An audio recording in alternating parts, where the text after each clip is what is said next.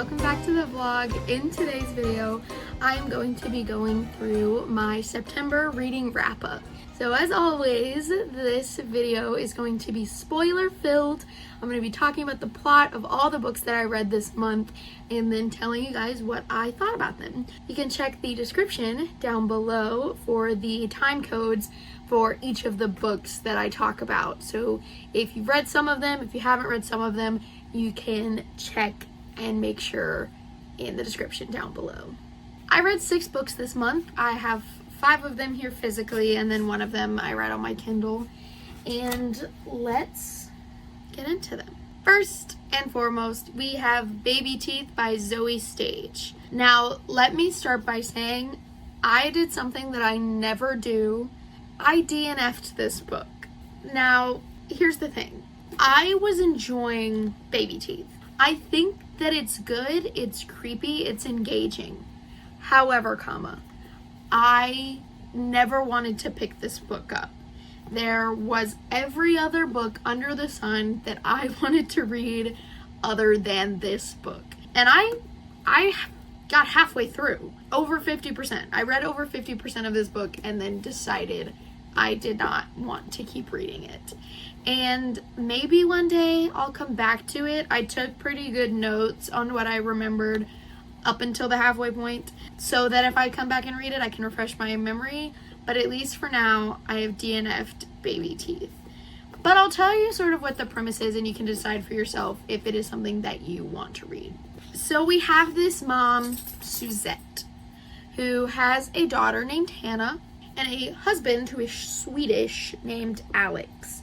And Suzette has an autoimmune disorder, she has Crohn's disease, and she is pretty unhealthy, a lot of what I read. And they have this daughter, Hannah, who is a nightmare child.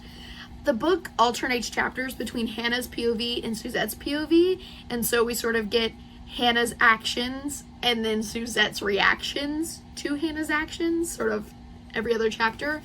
And Hannah is a deranged little, I think she's like 6 years old. She wants her mother, Suzette, out of the picture so that she can have the dad, Alex, all to herself. Hannah thinks that Suzette doesn't love her, and Suzette wants to love Hannah, but Hannah is a nightmare child. And by nightmare child, I mean she gets in fights at school, tries to set things on fire, created a poster of her mom asleep, naked, surrounded by dead bodies in like coffins and graves and stuff. So like truly Hannah is trying to ruin the life of Suzette or drive her away in some shape or form. Now, like I said, I only read half of it. In that time, Suzette is trying to convince Alex that Hannah is troublesome because she puts on this like front in front of Alex. Hannah deceives him and makes him think that he's this perfect angel. And obviously, we, the reader, know that that's not true. And it had kind of just gotten to the point where Alex was entertaining sending her to like a special school or to a therapist or something to try to like figure out what the heck is going on with Hannah. Now, Hannah is pretending to be possessed by a witch, the last witch burned at the stake in France. And so she's like talking with like a French accent and doing all of these like sort of creepy things to try to convince Suzette that she's possessed by this witch, but then being sweet and normal to Alex. And so it's all just very sort of creepy, and it sort of gets to a point where Suzette is questioning, like, is my daughter possessed? Is she actually possessed by a witch? Like, am I crazy for thinking that? And that's kind of Hannah's whole game. She is very intelligent for a 6-year-old in sort of convincing Suzette that she might be crazy. All of that to say, like, the premise is really good, and the book was good thus, like, up until that point. That being said, I still don't care to finish it. Like, I'm tempted to just, like, read the last chapter to see what happens because I don't know if maybe one day I'll come back to it. There are just so many other books that I am more passionate to read than this. And you'd think that I'd want to read it because it's spooky time. Do I recommend this book? Sure. Do I recommend it over a lot of other things? Nah. It was hard to keep my attention. Hence why I DNF'd it. I don't rate books that I DNF, even if I had read like 75% of it. I would not rate a book that I had not finished. So, DNF'd. The next 4 books that I read are all part of a video that's going to come out on this Friday, October 11th. So, you can look forward to that. Just kind of talking about, like, are these books worth the hype? There are no spoilers in that video, so it's just kind of evaluating if these books are worth the hype that they get online. But I am going to still, in this video, go through the plot of all of these books, because not everybody who's going to watch that video is going to watch this video, and that's fine. So the next book, after I DNF'd Baby Teeth, that I read is A Good Girl's Guide to Murder by Holly Jackson. Now, this was such a fun mystery book. I gave it 4 stars, and I really enjoyed it. So, in this book, we follow Pip, who is a senior in high school, and she is trying to decide what she's going to write her, like, senior capstone project on. And she decides that she is going to try to solve a murder that happened 5 years ago in her town. She does not believe that Sao Sing killed Andy Bell. She knew Sao Sing, she doesn't believe that he did it. So that's why she's going to try to solve a murder for her senior capstone project. I'll start by saying that Pip is so resourceful. I think it is so clever of the writer to have her try to solve a murder that was 5 years ago, that is considered like a closed case, that is considered done, because it sort of forces Pip to be more resourceful than I think she might have had to been if it was a current murder. So she has to sort of make phone calls to the police department and say, have these files been declassified? Can I get the recordings of these interviews?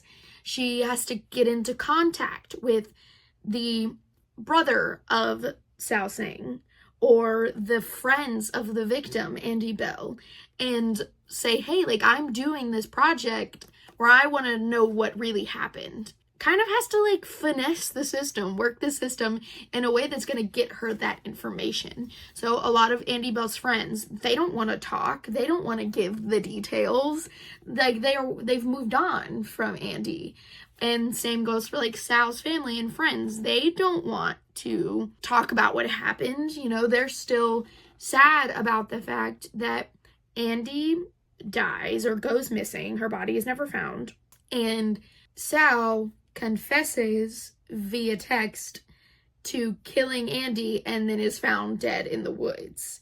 So, like, he murder-suicide situation. That's what everybody believes happened, but, you know, she doesn't believe that that's what's happened, so she is doing all this, like, investigating to try to figure it out. Meanwhile, she's putting herself in some very precarious situations.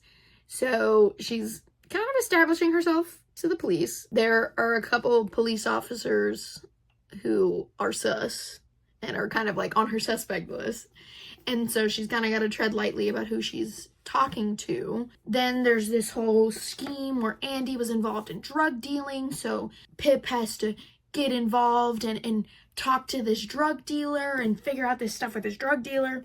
Meanwhile, she's getting all these texts and calls from this unknown caller who's telling her to stop and leaving these notes telling her that, you know, she needs to stop digging, because the more she finds out, the closer she is to figuring out who the murderer is.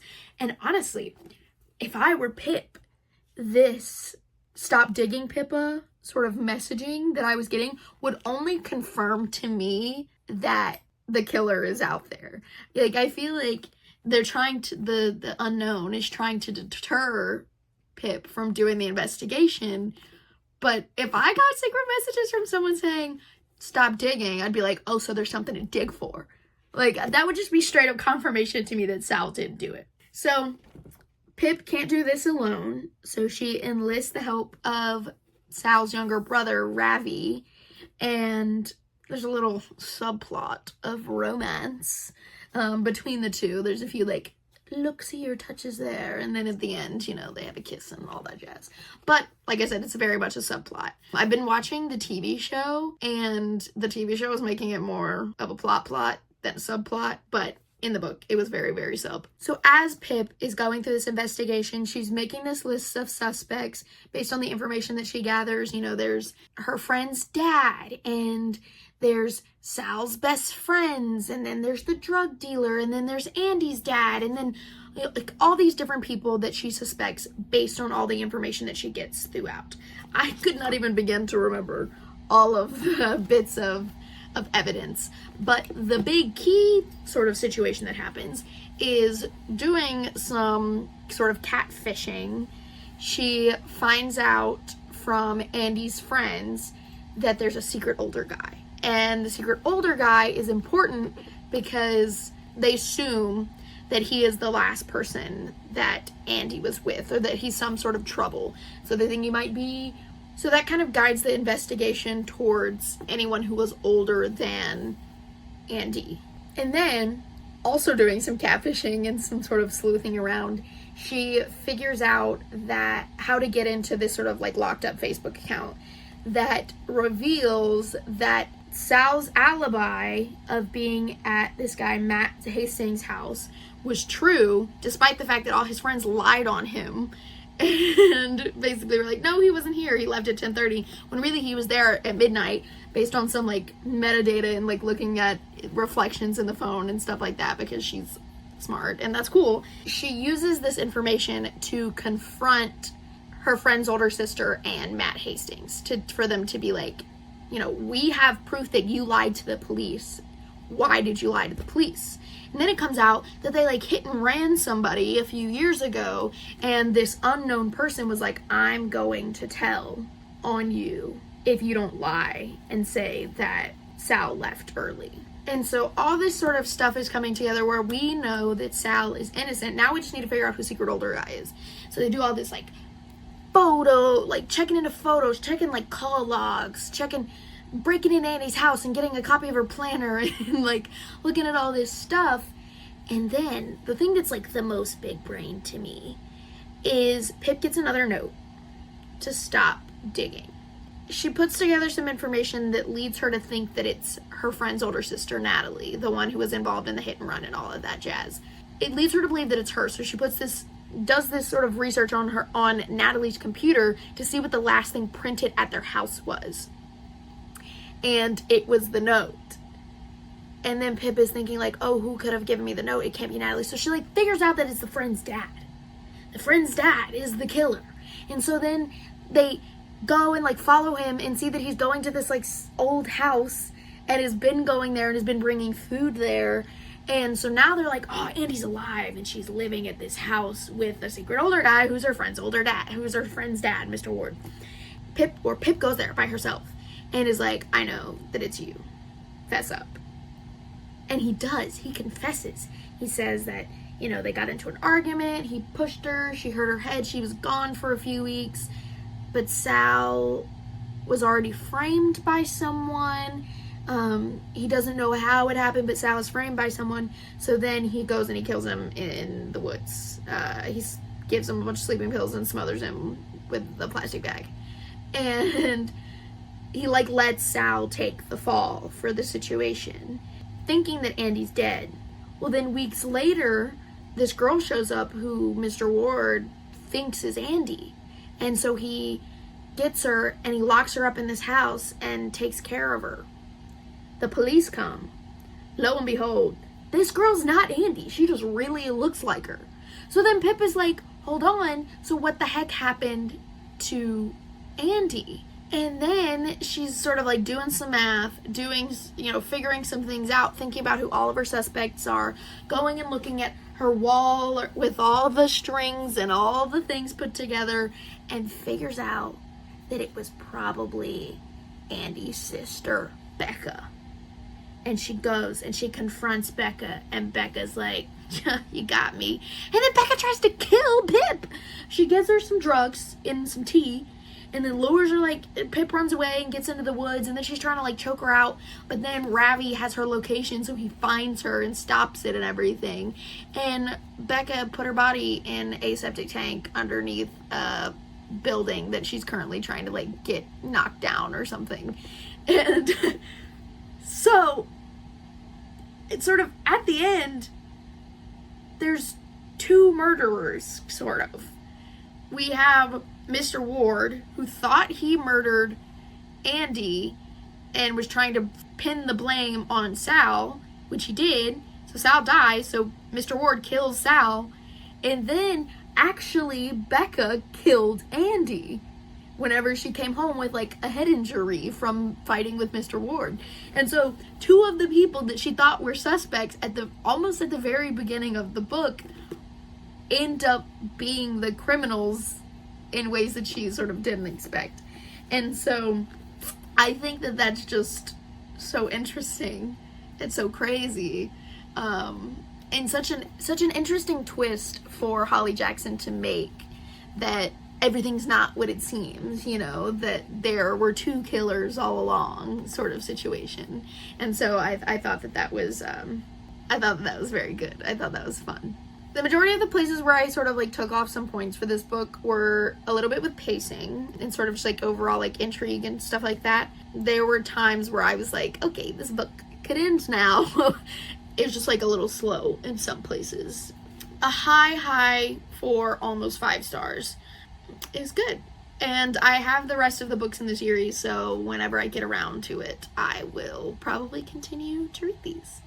The next book that I read was Bride by Ali Hazelwood, which I gave 4 stars. Sort of just like a clean, good 4 stars. And on the whole, I enjoyed this book. So we follow a vampire girl named Misery, who has been set up in this sort of political betrothal to the alpha of a werewolf pack named Lo.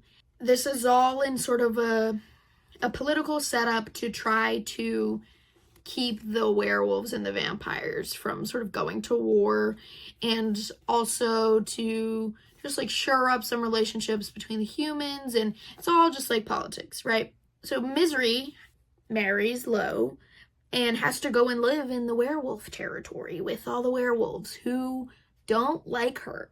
They see her as their mortal enemy, and she's an enemy in their den, and all of that jazz. And there are some sort of intense moments where some of the more ignorant, younger werewolves sort of get into it with her, and she defends herself, but to everyone else that looks like she's the aggressor. And so she's really not starting off with a good start in the werewolf territory. Lo has this kid sister named Anna, who is just adorable, I guess.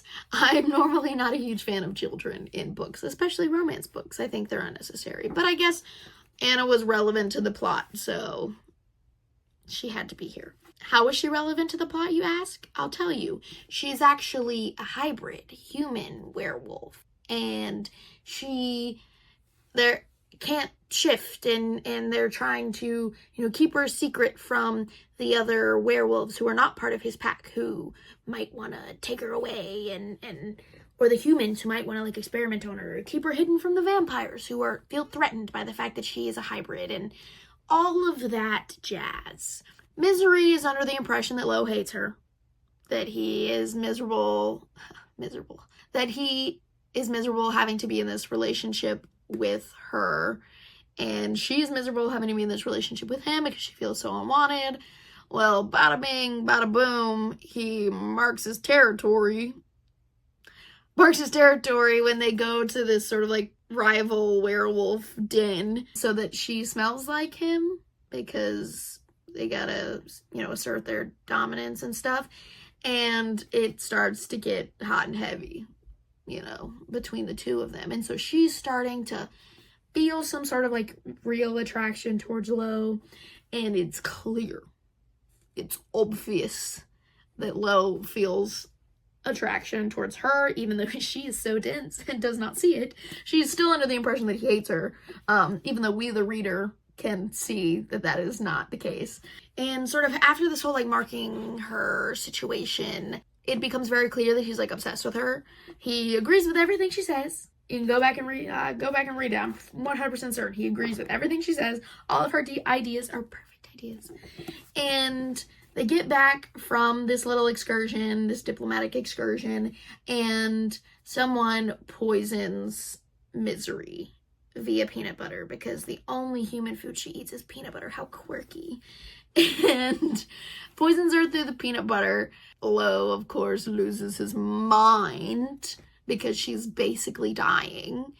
And she's like in and out of consciousness, and he's like, she catches pieces of conversation where he's like, I'm not leaving her, I'm staying right here. And they're like, you gotta get some sleep, Lo. And all of that good jazz. It's very much giving Twilight when Bella's like going through the change to become a vampire and Edward's like, I can't leave. But they're like, there's nothing you can do, they just gotta wait for the medicine to work or whatever. It was giving that. She wakes up. Everyone's like, you know, what's gonna happen now?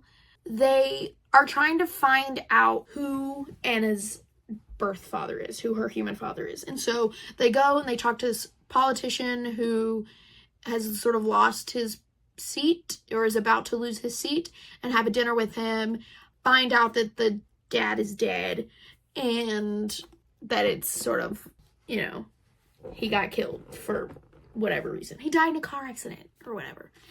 And while they're in the human lands, they decide to go back to Misery's old apartment because, I forgot to mention, she's like spent her entire life not in the vampire realm because she's been serving as collateral for the humans. So the vampires and the humans would trade one like high value child to each other as collateral. So if anyone ever did anything aggressive towards each other, they would kill that high value child. So she is the daughter of like the vampire king, basically.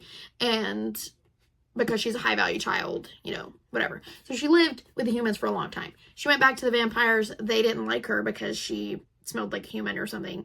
And so then she went back to living in the human realm. And she had a roommate that was like her friend for her entire youth that is gone missing. That happens pre-story. She's gone missing. Serena is her friend that has gone missing.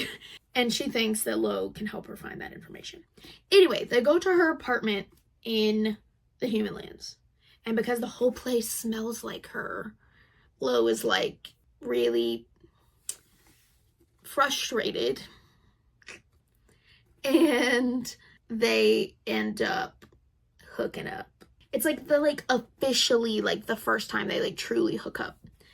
And so Misery is like, your mate's not that other collateral girl, the werewolf collateral girl.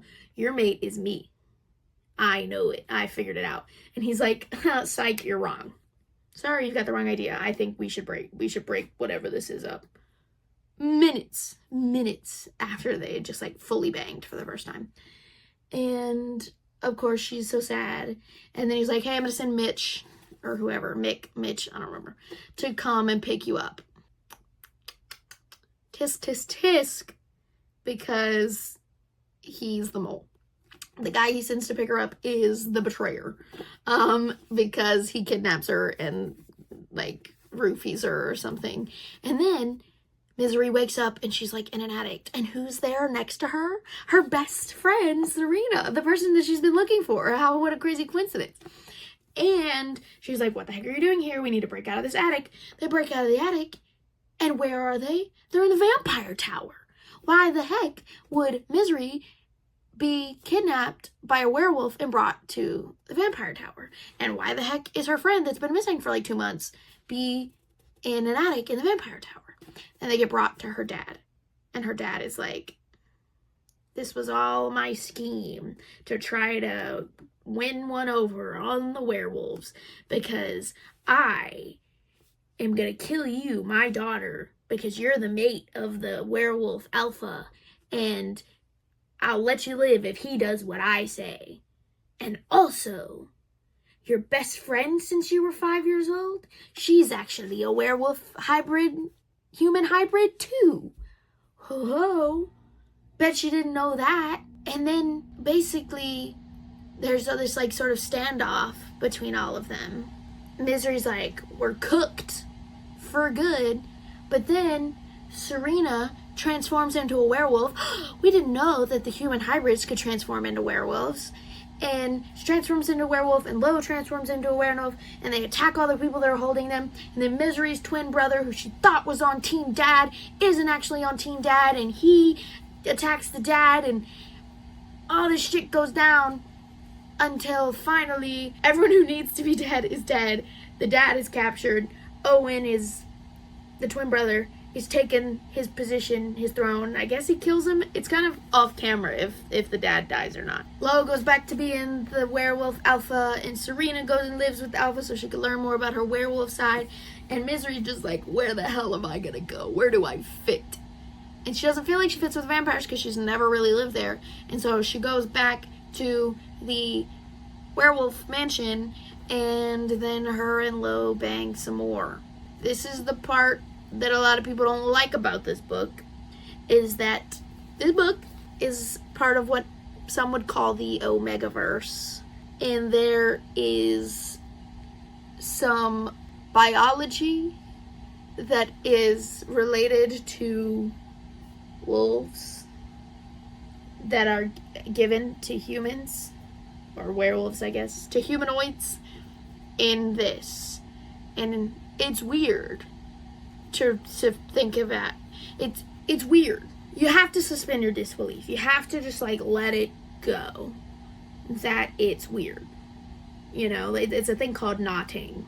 If you want to know what that is, I mean, Google it. Like, it's something that like dogs do to like ensure that when they engage in intercourse that the seed gets transferred.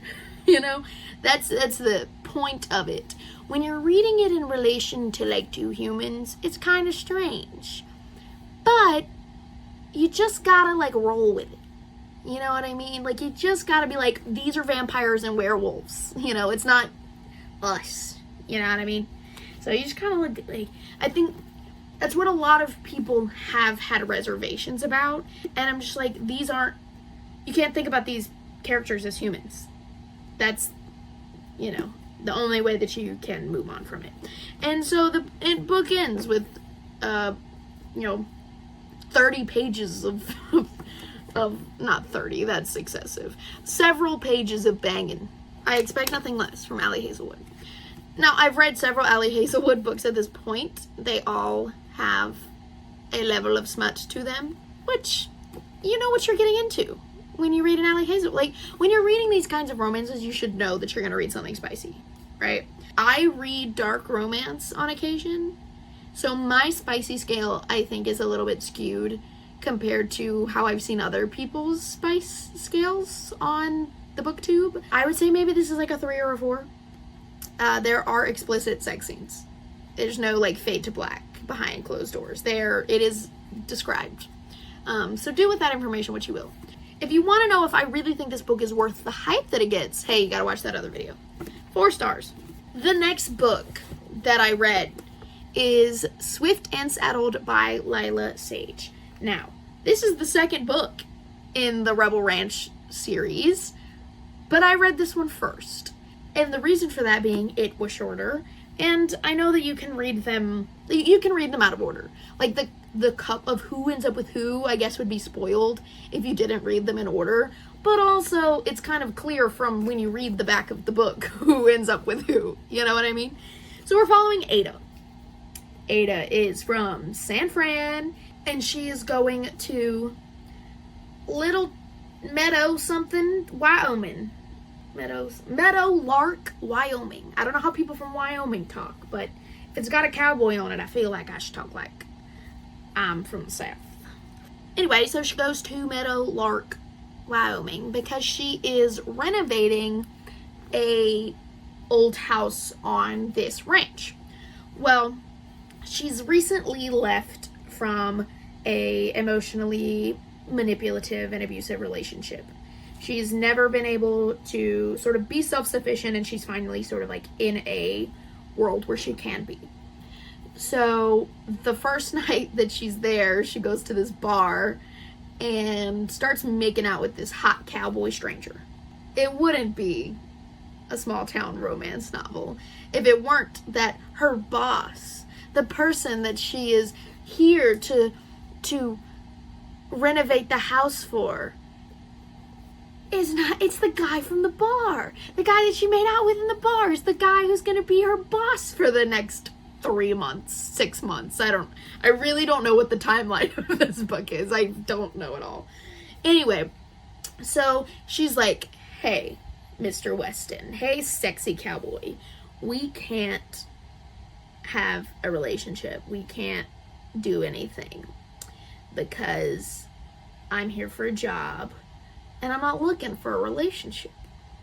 And he's like, I respect that. Listen, Wes is a perfect gentleman throughout this entire book. I cannot say the same for other men in this book. A perfect gentleman. He's like, I respect your boundaries. Whatever you want or don't want, I'm game for.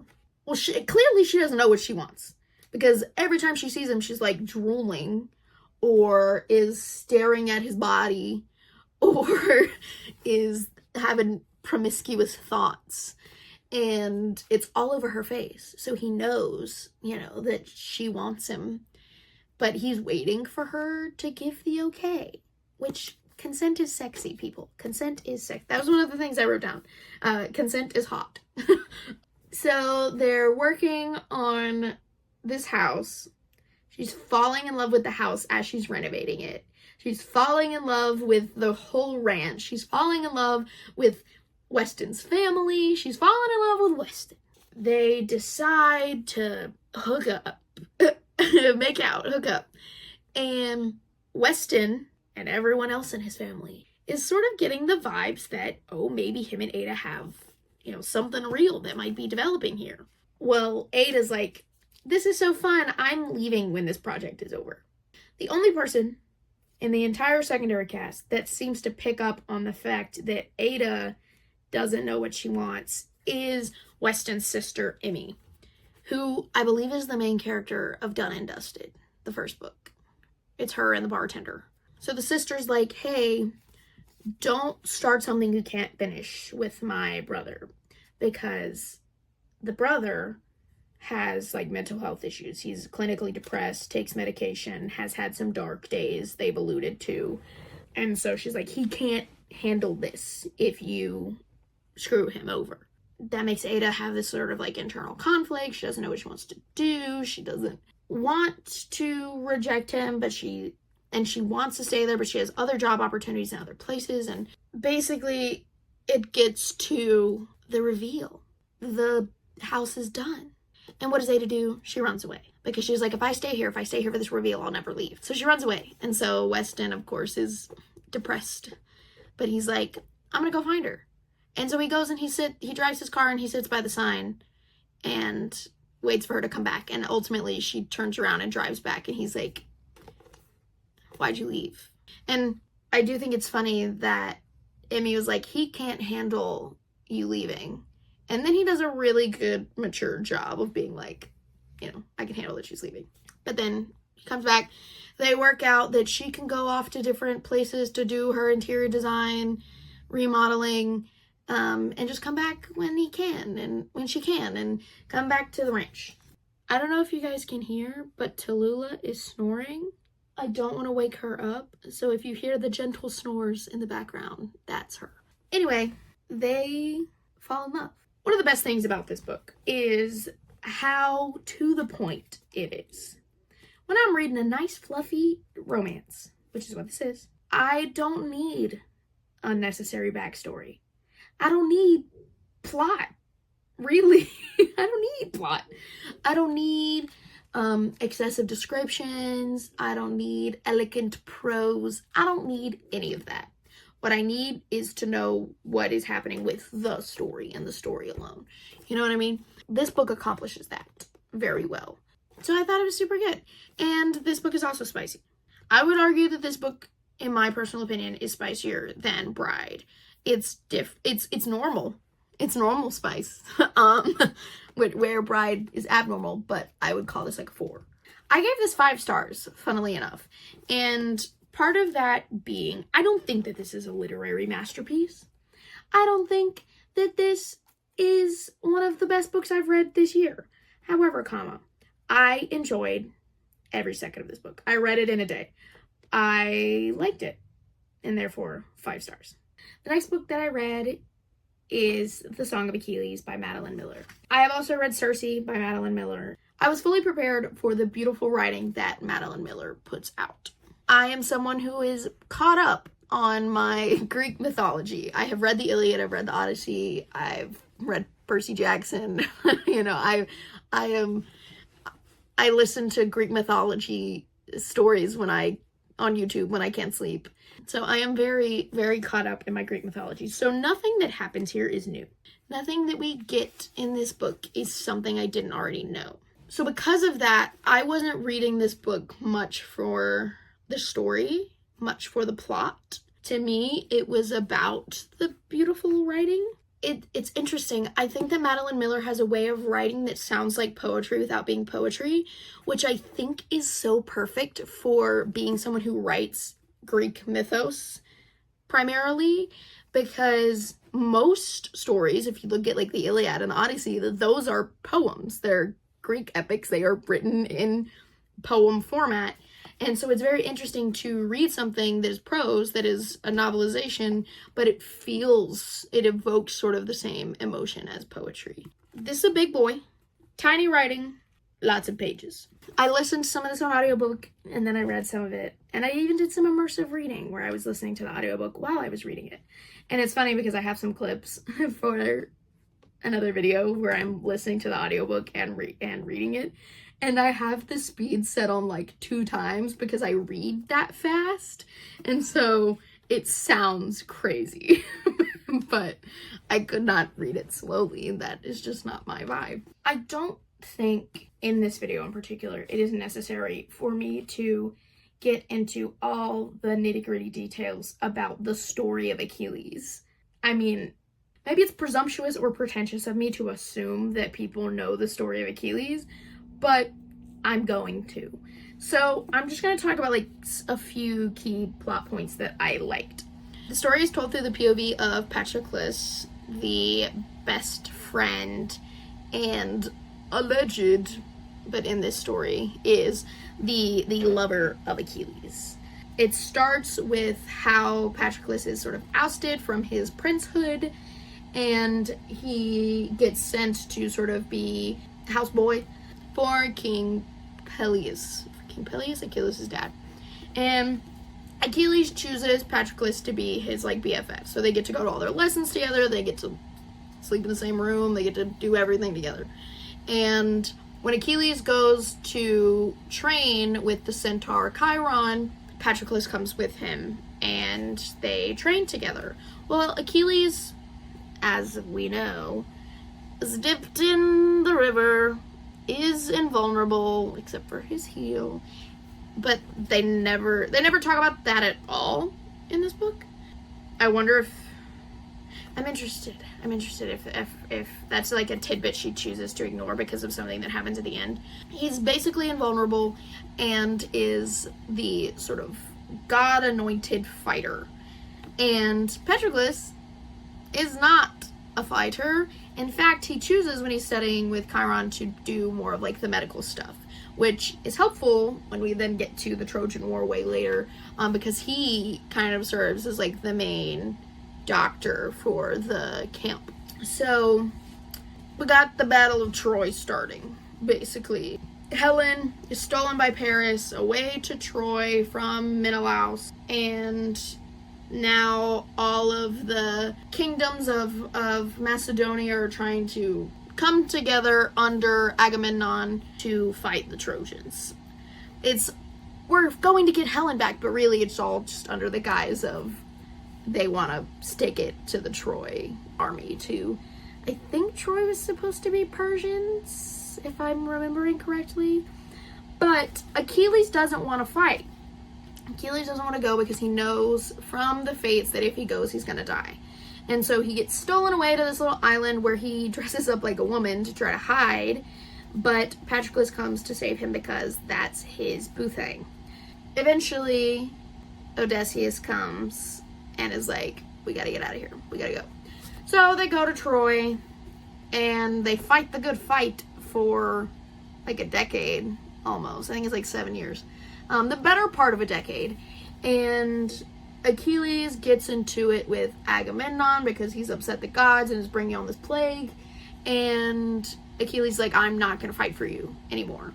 And so then all these men that were looking to Achilles because he is the greatest warrior, all these men that are looking to him are getting pissed because he's not coming to fight. But he's like, I'm not going to fight until Agamemnon apologizes.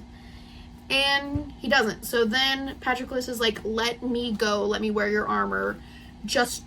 I won't get in the fight. I won't do anything. It'll be just a way to rally the men for your cause because they'll see your armor and think that it's you. But you don't actually have to fight. You don't have to break sort of this vow that you've taken to not fight for Agamemnon. And so Achilles reluctantly is like, yes, Patroclus, you can go. Well, tragedy.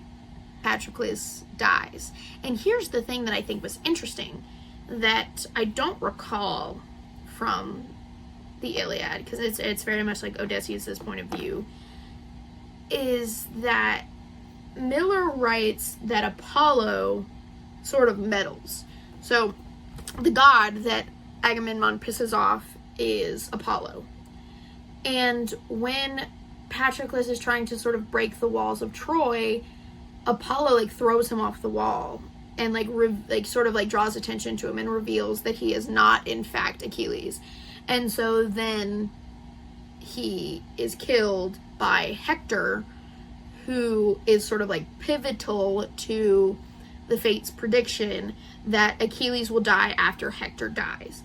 So this whole time Achilles has been intentionally not fighting Hector because if the only person that can beat Hector is Achilles, based on who is present in this war. And so Achilles is sort of like putting off his death by not fighting Hector, because if Hector dies, then Achilles will die afterward. Well, once Hector kills Patroclus, who is Achilles' person, he is his Jiminy Cricket, he's his conscience, it seems like. After Patroclus dies, Achilles goes on a rampage. He is slaughtering people. He murks a god, a river god. He gets in there and he kills Hector. Well then, instead of giving Hector sort of the honorable death that befits a Greek warrior, he's like dragging his corpse all over the place. He's like, he is pissed. He is rightfully angry. Meanwhile, he's keeping Patroclus' body in his tent and is starting to like fester. But he's like, I can't let him go. I can't let him go. And then Hector's dad comes and is like, please, who was the king, by the way, sneaks into the camp and is like, Achilles, you could kill me right now, but I want to take Hector back so that he can have like a proper burial. And they sort of have a powwow. Achilles relents, lets him take Hector, and then the next day he burns Patroclus' body. Says in front of several witnesses that I want Patroclus buried with me so that we can be together in the afterlife. Then, the story continues. Achilles gets got by Paris, this is calling back to when I said I'm not sure if Madeline Miller wanted to keep in the fact that Achilles is like dipped, because one, that's never described, it's never explained. We meet Achilles' mom several times. That's never talked about. As the legend goes, Achilles is struck through his Achilles tendon, and that's how he dies, because that's the one vulnerable part of his body. In this, he's struck through the heart. He gets an arrow through the chest and goes that way. Well, then Achilles' little son that he had with this woman earlier in the story, she's not relevant, but the son is a little demon child, comes and finishes the war. He refuses to let Achilles' grave have Patroclus like written on it, because he's like, I'm not gonna let you people who are trying to like soil my dad's good name and like imply that he had homosexual relationships with his brother at arms. Basically, it's like, I'm not gonna let you guys do that. So it seems like many, many years pass where Patroclus and Achilles are both dead, but can't be together because Patroclus doesn't have like a grave marker, despite the fact that his ashes are mixed in with Achilles. And so then at the very end, Achilles' mom comes and engraves Patroclus' name on the memorial site, which then ultimately allows them to be together in the afterlife. The phrasing is so beautiful. In the darkness, two shadows reaching through the hopeless heavy dusk, their hands meet and light spills in a flood like 100 golden urns pouring out the sun. Oh, delightful. I think that that's such a beautiful way to end the book because throughout the entire thing, Patroclus describes Achilles as sort of being the sun. You know, he's got golden hair and he radiates sort of like a warmth and positivity and all of these things. And yeah, so I think that is a very beautiful way to end the book. Not surprising, I gave this book 5 stars. Now there's something I want to say. I have seen so many people say that this is their number 1 favorite book, or it's in their top 3 favorite books of all time. I would not go that far. I think this is beautiful. I think it is a masterpiece. I think it is so good. Would I put it in my top? I don't think I would even put it in my top 10 favorite books. And maybe that's just me, but I mean, obviously the story is not original. You know, the writing is what makes this story, because otherwise it is just a retelling of the Iliad. You know, like there are a million other ones, you know, and so credit where credit is due. It is beautiful. It's 5 stars. I do not think it is the best thing since sliced bread, like some people have insinuated. The final book that I read this month was the book club book this month, which is the second book in the Cerulean Chronicles, which is Somewhere Beyond the Sea. And I'll tell you right out the back, I gave this book 5 stars. And I think based on the rating that this book might be in the top 10 books for the year. I read this book on my Kindle, so I don't have it physically, but I have my journal here. It's my notes. And I just loved this so much. Okay, so like I said, this is book 2 of the Cerulean Chronicles, and while the first book, House in the Cerulean Sea, followed Linus's point of view, this book follows Arthur's point of view. And so we're sort of getting to see kind of a lot of the same themes that we saw in book 1, but through the eyes of an actual magical person. So, the plot. Arthur has been invited by the government to come and talk and tell his story about being abused in a magical children's orphanage when he was young. He goes to, like, the capital. He tells his story about how he was, like, locked in a cellar and he was, like, forced to burn. Like, he's a phoenix, so he was forced to burn and burn and burn, and just tells this very, like, harrowing tale about his experience. And then slowly the voluntary testimony that he has been invited to give turns into a straight up interrogation. There's this woman who is grilling him and is basically insinuating that Arthur, the only reason that he wants to be a master of a magical children's orphanage and adopt all of the children from the first book is because he wants to build an army of the most magical children to try to, like, overthrow the government. And Arthur, of course, is like, hey, yo, what are you talking about? I just want to show these kids who have never had love. Well, she is insinuating that, like, because these are the most powerful magical children, that he's trying to, like, collect magical people, which is very, like, antithetical to everything that he had literally just talked about, but she's sort of, like, blinded by this prejudice that she has. At the sort of end of the hearing, it is decided that they're going to send another inspector to come and decide if Arthur and Linus have ulterior plans at the island, at the house. And at first, I was like, oh my gosh, this is just gonna be like it's just gonna be redundant. You know, that was the that's the plot of the first book. They send Linus to evaluate the orphanage, and eventually, you know, Linus falls in love with Arthur and falls in love with the kids and wants to be there with them, right? So they're sending this other inspector, and I was hesitant. I was really worried that it was just going to be like a regurgitation of the same thing. But there are a few sort of added elements. We get a new kid. His name is David. He's a Yeti, and he wants to be an actor.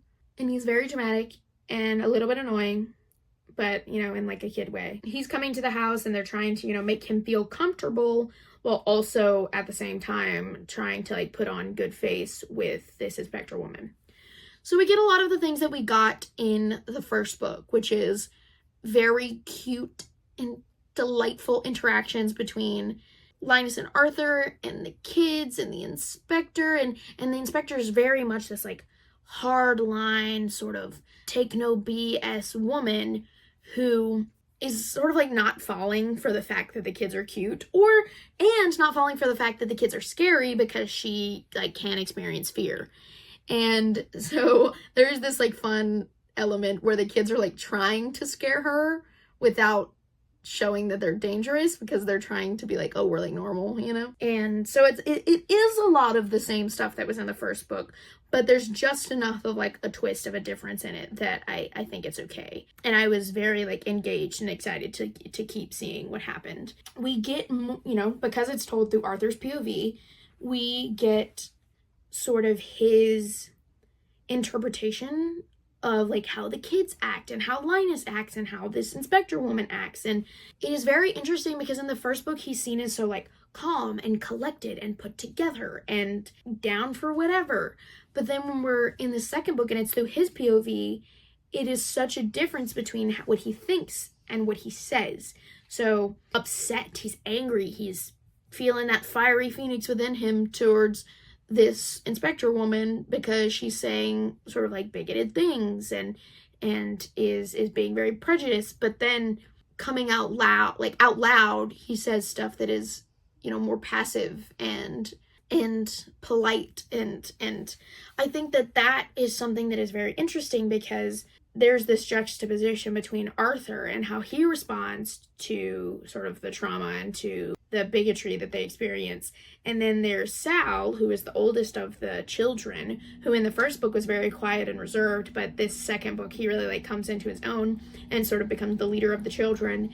And where Arthur and Linus are like, we just have to do this big for right now. We have to do these things because it is what will help us in the short term.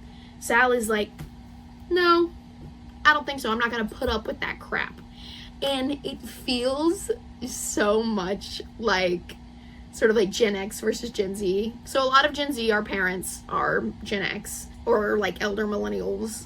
And there's so much of like my parents' generation that will be like, we need to be polite right now. Like what's happening right now sucks and we know it's not right, but we need to be cordial right now. And then you have Gen Zers, you have sort of my generation who is like, nah, I'm gonna call out racism when I see racism. I don't care what granny says. I don't care what grandma says. If she's dropping slurs, I'm shutting it down. You know what I mean? And that's very much like how this felt, where Arthur and Linus were like, you know, we need to hide David right now because he's unregistered. Well, Sal's like, nah, that he shouldn't have to register. And they're basically like, it's showing like these children are trying to like be the change and fight back this oppression. And it was just awesome. It was delightful. So there's a lot of that. And then we get to the end where the inspector woman is gone. She's been banished from the island. And they're in town on like a Saturday day out. And they are swarmed by the men in black. They're swarmed by like government agents. And they're like, the interrogation woman is like, we are taking those kids. You are unfit. We're taking those kids. Which I forgot to say that Arthur overhears the inspector woman talking to the interrogation woman, where the interrogation woman is saying, like, you're gonna get me Lucifer. You're gonna get me the son of Satan, because we're gonna use him to, like, mind control everybody and tell them to do what we want them to do. So she doesn't care about if the kids are safe in this orphanage. That's, like, the guy she's trying to put on. She doesn't give a crap about that. What she really wants is to be able to use the powers of these magical children the way that she's insinuating that Arthur is. So the call comes from inside the house, you know. So the Men in Black swarm, and there's all these media people there. There's, like, photographers and journalists and stuff that are there. There's all the people in the town. They're all watching this happen. And Arthur and Linus and all the kids are being very good. They're being, like, as good as you would want to be presented in the media, while this interrogation woman is being sort of belligerent. And then Zoe, the island sprite that's sort of in charge of the island that the orphanage is on, turns out she's like a queen. Turns out she's like some, like, ancient sprite queen who comes down and is like, here's the contract with the king from a million years ago that says this is my land, so fuck off. And basically, like, banishes them all away.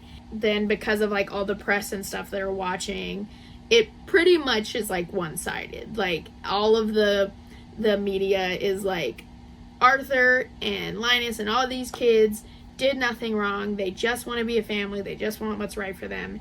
And this interrogation lady in charge of the department, in charge of magical youth, is fucked. She sucks. And it kind of ends with change can happen. It's on the way. We gotta be better. And they turn the island into sort of like an island paradise for magical people to come to. And then Arthur and Linus get married and adopts the children. And it's all just so cute and sweet. It's just so good. You know, the first one was so just, like, saccharine and sweet and, like, heartwarming. And then this one had definitely more mature and darker themes and was more, like, direct, where the first one, like, alluded to stuff, but this one was more, like, on the nose. But I think that it was a perfect sort of escalation from book 1 to book 2. And I liked that the first book was Linus's POV, and then the second one was Arthur's POV. So Somewhere Beyond the Sea gets 5 stars from me. And you know what? Let me check right now. Pulling out my part 1 of the year. Yes, so based on my ranking for the whole year, this book is 4 out of 80. Somewhere Beyond the Sea comes in at number 4 out of 80 of the books that I've read this year. Yeah, it was really good, to say the least. I cannot recommend the Cerulean Chronicles enough. So that wraps up the books that I read in September. All the deets that I can remember to share.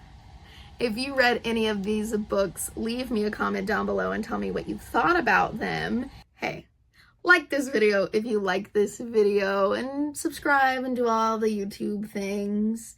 And I guess I'll see you when I see you. Peace out!